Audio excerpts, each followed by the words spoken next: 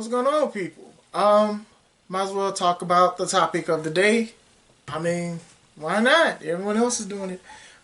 Make sure you like and subscribe to the channel. Also to subscribe to the C3 Wrestling channel. WWE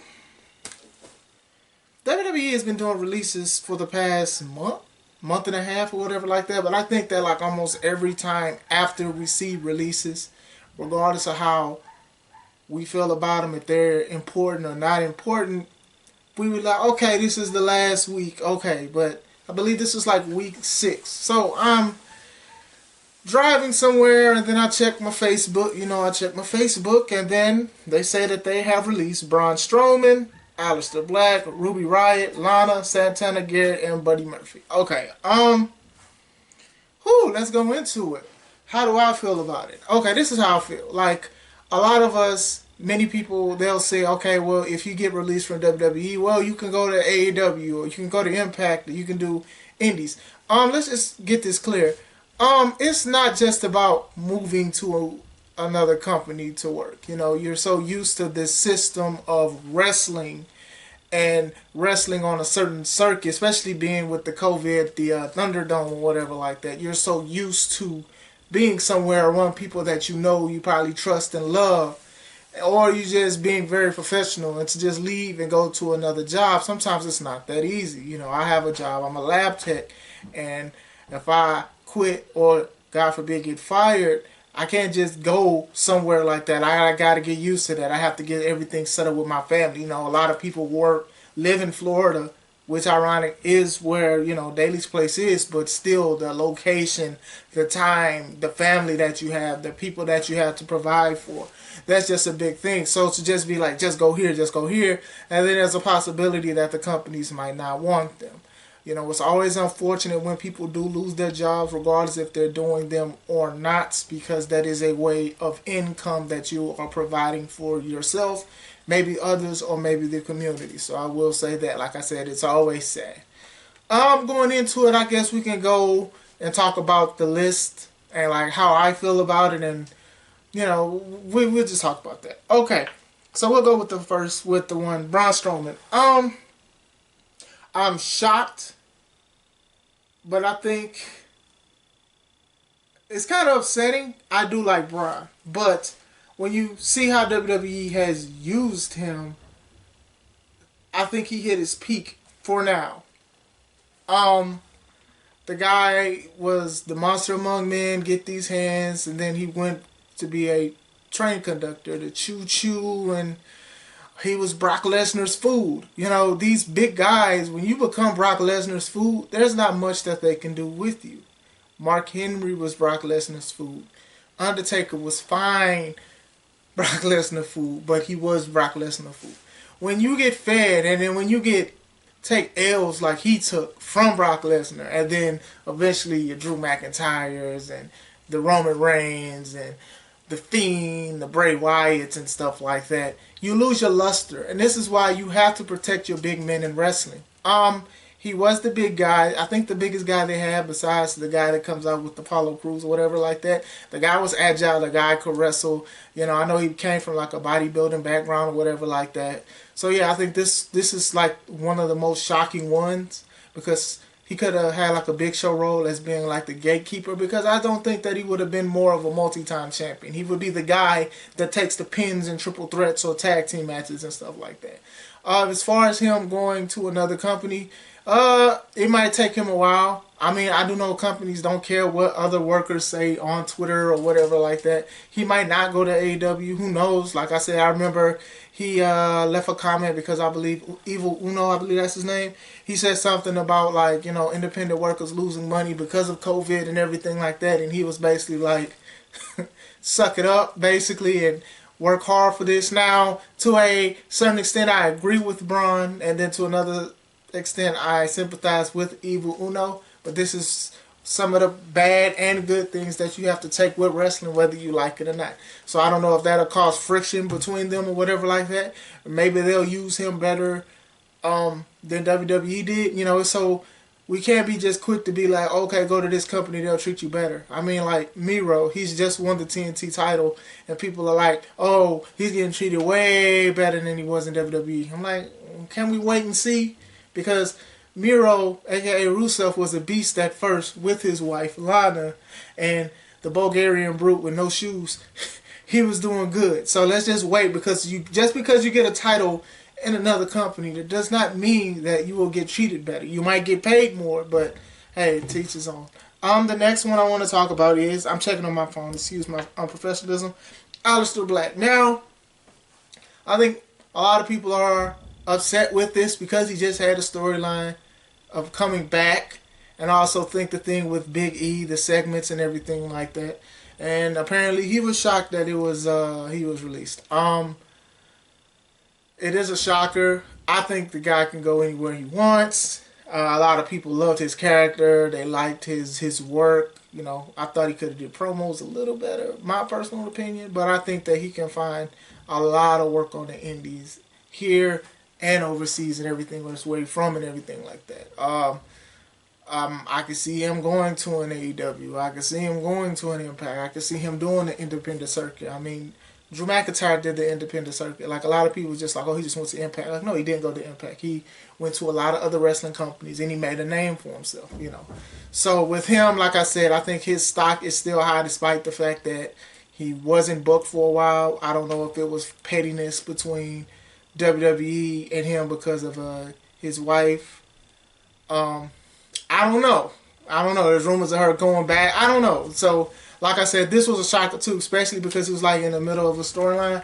But I do think that like he will be somewhere, someone's champion. I do see he will be another company's champion. I totally see that. The next one, Ruby Riot. Oh man, now thinking about Ruby Riot and how they did the Riot Squad and stuff like that, like they had fun things. They did some good things in NXT. Like, I will say that. But it's just the thing about when you go from NXT to WWE, it's just, I guess it's just a different ball game. And with them, they would trade, they would get wins, sometimes singles, sometimes triples, sometimes the tag teams and stuff like that. And I think that with them, they unfortunately got the short end of the stick. And then with Sarah Logan being released or leaving, and then now Ruby Riot, now the speculation that Liv Morgan may leave as well. And, you know, Liv Morgan was, before the group, was like a staple in NXT. Sort of like how Aaliyah is in NXT now. I believe they started around, but they were like the veterans for a long time. A lot of people respect Ruby's hard work. She has put on great matches when they give her the opportunity to give her them great matches. But unfortunately, I guess they felt that they couldn't do anything with her. The next one I want to talk about is Lana. Now, a lot of you guys know that Lana's husband is Miro, formerly known as Rusev. He wrestles for AEW, and she's been wrestling for WWE for about the year, even after he got released. She has improved in the ring, I will say that, but to me it was always going to be a matter of time before either she left or they released her. I think that they work well together as the package. Like, I loved Lana with the skirts and everything, and the feeling like the old Ivan Drago from Rocky and everything like that. I loved that. I thought that was a driving force. Now, Miro has showed that he can actually cut good promos on AEW, so that'd be cool how they could work that dynamic if she goes there. I think it's best for her to go there and be the manager of Miro. But that's just me. Usually with relationships and marriages and stuff like that, WWE has a history of treating spouses petty. Like, we can act like, no, they're just professional. No, they've done things. They've embarrassed people. They've made them kiss other people that's not their spouse. You know, things that I don't even approve of. Things I wouldn't do to my wife or whatever like that. That's just me. You know, if that's how they want to do it, if that's how they roll, that's how they roll. If that's how you want to do to get paid or whatever like that, you can kiss somebody else. But I ain't doing all that for the sake of a storyline. So with Lana, I could see her going to AEW. I could see her going to a lot of spots. Well, no, I don't even see her going to the independents personally, unless it's with her husband. I think she's probably going to go to AEW or whatever. And she's improving, so the sky's the limit. Next person is Santana Garrett. Now, if a lot of you guys don't know, she is a internet independent wrestling darling. Like, a lot of people love her. She's very good in the ring. Her being released, I believe she's got released before. So it's a possibility that she could come back. But she can go to AEW. She can go to Impact. She can go to a lot of these companies. Like, she is very good. You know, I'm kind of shocked that they haven't done anything with her on any company besides like Impact with the storyline with Samuel Shaw, aka Dexter Lumis. See, I got a lot of knowledge, man. I've been watching wrestling. But she can go, and I think she could be the face of any company she goes to if they give her that opportunity. But she's usually used as an enhancement talent. I don't like saying jobber because people take the word too literal. But I do think the sky's the limit for her. The last, so far, because I don't know if there's going to be more, is Buddy Murphy. Birdie Murphy. I felt like it'll be only a matter of time. I'm sorry, y'all. This sucks. This sucks that these people have lost their jobs. Honestly, it does. But when you see how the storylines are, and then when you're in the middle of a storyline and then they could just drop it and act like it don't exist, that's always a problem. That's always like, that's not a form of job security. And you know, he had the storyline with Ray and his family, and you know, it was kind of stupid.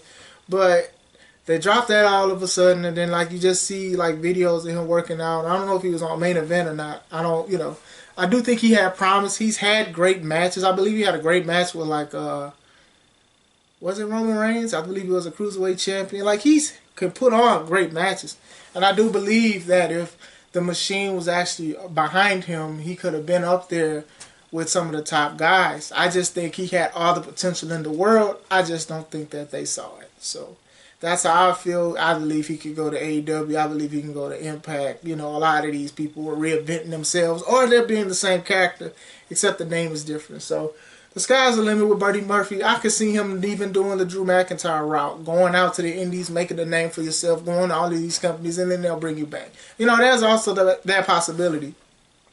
This sucks that a lot of these people are released, but it is a possibility that could come back in the future. So we'll see. Like I said, losing a job sucks, but you know, most likely they'll probably pay them more. Hard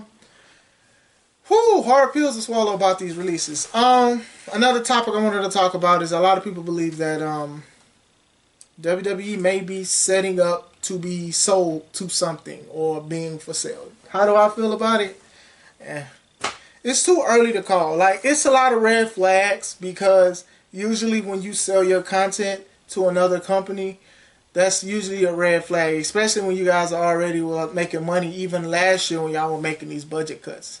So, you know, when you sell all your content to Peacock for $1 billion, which is a lot of money, then that means that you're downsizing for some reason, or you're getting ready to do something, or maybe you're going to buy something and then merge it together. So that's the thing. Just because they're giving away stuff or they're selling stuff, that doesn't mean exactly that they're about to throw in the towel to sell it to Disney or whoever's going to buy it. I just think that sometimes you are trying to build up to buy something else. So like I said, it's too early. Like I said, they're like the #1 company or whatever like that. I know Raw has been stale for a while now, so we'll see where it goes. But I don't think they're going to sell. I think it'll be a while before they sell, and if it is somebody that is going to buy it, it's going to be way more than just one signing of a deal. Like, you have to buy everything, and that's true. They might even just sell branches. Like, I would never thought WWE would have sold like their content to the network. Besides, you know, I know they own some stuff obviously, but still, like your old WrestleMania stuff and through all of that stuff, like, man, that's a lot of stuff. But $1 billion is a lot of money. So, they're saying it's more releases. This is the scary part. Like I said, it just sucks that people lost their jobs because it's always a what's next. And like I said, I'm summarizing what I'm saying. It's so easy to say go to AEW or go to Impact and go to this, but it's like you got to think about what you're gonna do. Like, this is a life change, and like I said, it's unfortunate. You know, I do think a lot of these wrestlers, majority of them, if not all, had potential to be champions one day, or the face of the company if given be. I thought Braun Strowman would have been a multi-time champion, but the only time he won the Universal title, he won it because Roman Reigns didn't want to catch COVID because he was autoimmune. And he went against Goldberg, and he won it, and then he lost it about as quick as he won it because he feuded with Bray Wyatt, and Bray Wyatt turned into the Fiend and basically whooped on the man. So, like I said, he can go somewhere, and I think certain companies might look at him, might book him or whatever like that. But some people, especially on that Twitter, they get offended when you say something about independent wrestlers, and he has not held back. So we'll see where it goes from here. Ruby Riot, I can see her being in independence, just doing Rise and doing Shimmer, doing all the shows that she was doing before. I could see that. I could see Lana going to AEW. Birdie Murphy, I could see him doing the same thing Drew McIntyre did. Drew McIntyre had to do that, and then he came back. So, like I said, you can sit here and say, like, the door is closed forever, but to some it's not. Aleister Black, I could see him possibly coming back or whatever like that. I could see him doing a Drew McIntyre run. I could see him going to AEW. I could see him doing a whole bunch of things, It just sucks to see these people losing their jobs, man. Especially when they were entertaining and they could wrestle. Like, you can't even say none of them really wrestled that good. Like, Lana has improved very much so. And then they even put her with one of the best female wrestlers in Naomi, and they kind of work together. They mesh well.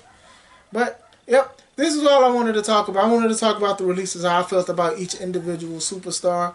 This is Chris Classic. Enjoy your day. Let's take it home.